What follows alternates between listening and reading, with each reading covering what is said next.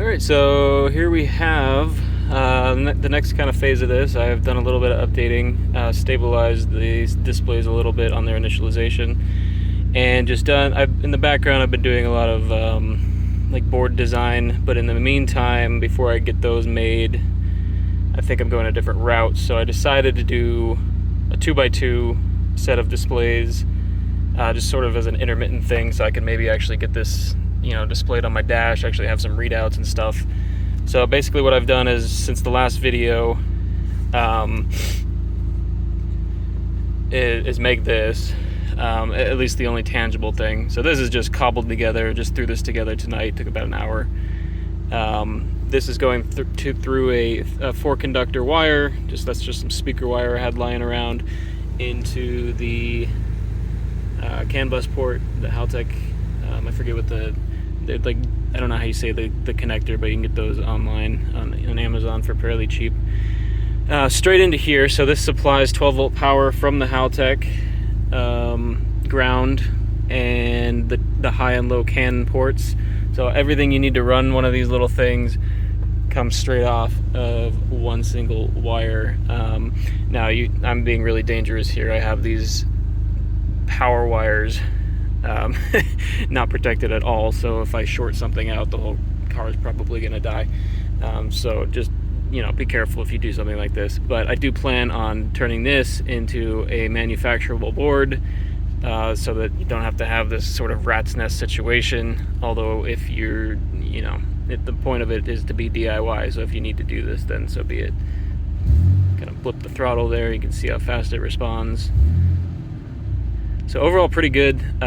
Really the only next stage, there's 2 things I want to do. One being I want it to be more OBD2 compatible, so OBD2 over CAN. Pretty much any vehicle 2001 and up, I believe, has that already. This vehicle doesn't, but you can have any number of devices on a CAN rail, as long as it, and OBD2 is a specific ID for it, so it's actually pretty easy to implement. And then you just splice it in with your OBD2 port down there, and you can use it with any Bluetooth, off-the-shelf Bluetooth dongle for reading this stuff as well. So you wouldn't even need this. You wouldn't even need the displays. All you would need is the Arduino, the MCP 2515, and just some wiring, and then you'd be able to read that all off of a smartphone like the one I'm using here to record this through an app like Torque. So anyway, just a quick update, showing that there is progress being made. There is a GitHub link in the description if you're interested in building this yourself. Right now the source code will remain closed, at least until I am satisfied that all the major bugs are worked out and it's out of beta and I do all that OBD2 stuff that I intended on. I would like to get a little bit of money out of this, so just depending on, I either need to find something to sell to you guys, or if I get enough donations that it's been made worth my while, I would go ahead and release that source code. But you are free to download and install. You check it out. You just need to flash the hex file onto an Arduino. You're free to share and redistribute those hex files, but you're not, you can't modify the code as of this moment. But this should get you enough to get all of this. I think there's something like 20 sensors supported at the moment. It is possible. There's a couple that I kind of want to look into. I don't remember what they are off the top of my head. There are some that I know my Haltech supports. Oh, I think it was fuel. Might have been ethanol content is one of them that's missing that I wouldn't mind having. So, but that'll take some trial and error on the back end. But there are a lot of sensors supported right now. They're all listed on the GitHub page. So, best thing to do would be check out that page. I have a how-to guide. I've written up a lot of stuff on so that you can just duplicate something like this really quickly.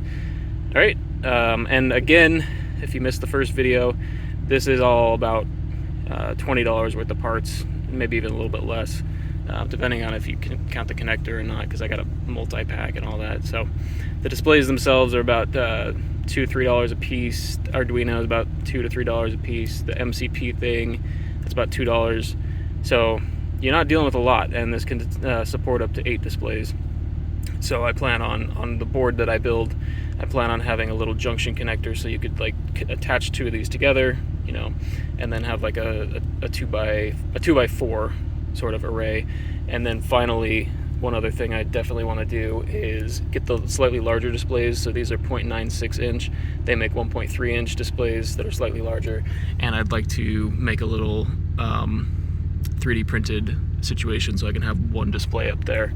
And then all that I would have to do to connect that is just splice off a rail off the back of here or on the board that I build, and run it up through the gauge pod cluster up through the back, and then it would be supported off the same one. So you could just do 5. I mean, you could do as many as you want. You can do 1 to 8. So that to me this is a nice little package because you could actually fit the Arduino and the MCP 2515 on the back without needing to get complicated or more three-dimensional or anything like that. So anyway, any questions, leave them in the comments. The last video was surprisingly popular. I think it got to 2,500 views within the first couple of weeks, which I was not expecting. So thank you all for the interest, and yeah, I'll be looking for your support. Thanks. Bye.